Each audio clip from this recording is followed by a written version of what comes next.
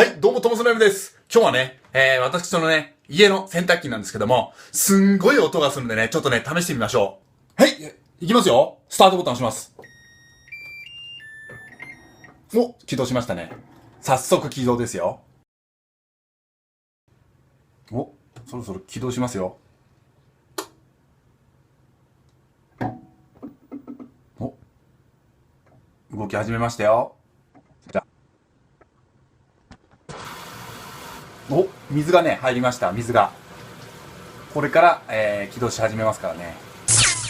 水が止まりました。お、動き始めましたよ。いつイオンがするんでしょうね。お、お、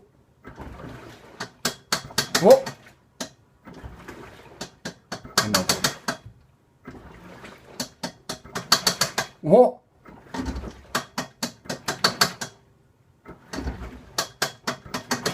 いや、ひどいですね、これは。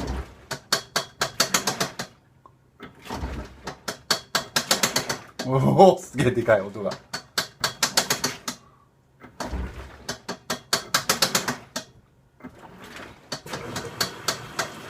なんか絡まってるね。ぐるぐる回ってなんかカラカラカラカラ言ってますね。もう一応、普通に動いてます。おお、結構すごい。激しい。なんか回るときに引っかかってるんでしょうかね。なんかね。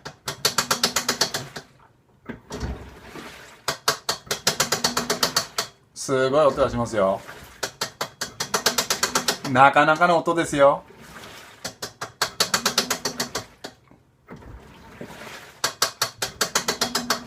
まあこんな感じでね、イオンがして、ます。で、イオンがしてもね、まだね、洗濯機使えますんで、私はまだね、これ壊れるまで洗濯機を使います。ちょっとね、うるさいんですけどね、これでね、洗濯して、まあ綺麗な洋服でね、毎日過ごしたいなと思います。それではね、バイ。